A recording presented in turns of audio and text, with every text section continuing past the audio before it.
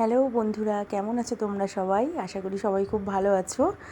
আর আমিও ভালো আছি। তবে কিছুদিন আমি ভিডিও দিতে পারিনি তোমাদেরকে।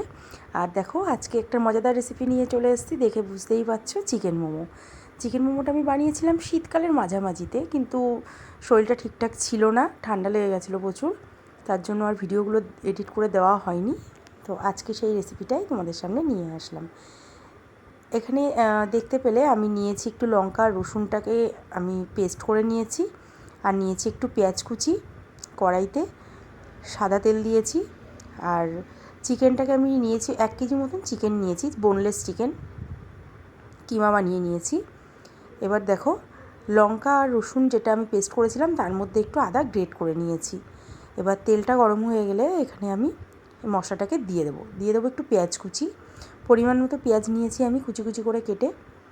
আর দেখো, আমি কখনোই না এই যে পুরটা দিই মোমো, ওটা কখনো আমি কাঁচা দিই না, ওটাকে আমি একটু কড়াইতে নেড়ে জাস্ট একটু সিদ্ধ করে তারপরে কিন্তু আমি দিই। কাঁচাটা না আমার ঠিক ভালো লাগে না। তো দেখো, একে একে আমি চিকেন আর ওই পেঁয়াজ কুচি, রসুন কুচি, লঙ্কা কুচি, এগুলো কিন্তু সবই আমি এর ভিতরে দিয়ে দিয়েছি।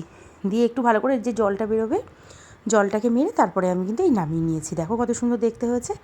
আর একটা এক্সট্রা জিনিস আমি দিয়েছি, যেটা কখনোই আমি দিই না, আজকে আমি একটু ঘি গরম করে দিয়েছি। তার কারণ হলো যাতে জুসি ব্যাপারটা হয় আর খুব সুন্দর টেস্টও লাগবে এর জন্য। এখানে দেখো, স্যুপটা বানানোর জন্য রসুন কুচি, একটুখানি আমি গাজর দিয়েছি, আর পেঁয়াজ কুচি। দেখো, এখানে গামলাতে জল বসিয়ে দিয়েছি, মধ্যে একটু লবণ দেবো, দিয়ে আমি সমস্ত এই গ্রেট করে রাখা জিনিসগুলো আমি এর ভিতরে অ্যাড করব। মোমো কিন্তু শীতকালের একটা দারুণ লাগে খেতে, আমার তো ভীষণ প্রিয়। অনেক দিন ধরেই ভাবছিলাম বানাবো, আগের বছর শীতে বানানো হয়নি, আর এবছর আমি বানিয়েছিলাম, তো সেটাই তোমাদের সঙ্গে আজকে শেয়ার করলাম। স্বাদ মতন লবণ দিয়ে দিয়েছি, ওটাকে ঢেকে দেবো। আর এদিকে দেখো, আমি ওটাকে আবার পেস্ট করেও কিন্তু নিয়েছি।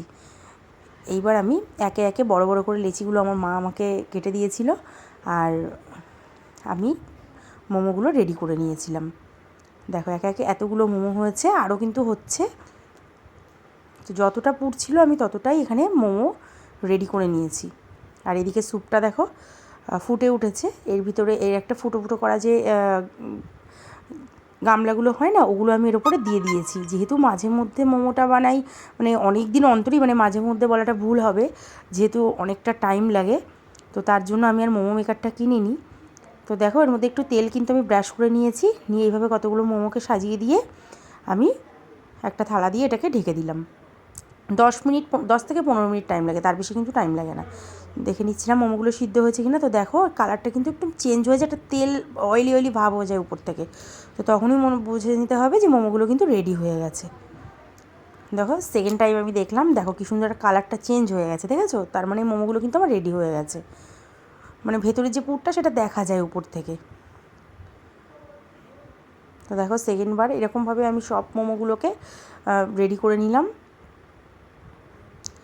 আর ঘরে যে স্যুপটা ছিল না, সেই দেখিয়েছিলাম একদিন, ইমলি ট্রি, তো এই স্যুপটা কিন্তু অতটা খেতে খারাপ নয়, টমেটো স্যুপটা খুবই বাজে ছিল। দেখো, রেডি হয়ে গেছে গরম গরম মোমো, এটা আমি বানিয়েছিলাম সেদিন ডিনারে। তো চলো, টাটা, দেখা হবে আবার নতুন কোনো ভিডিওয়। টাটা।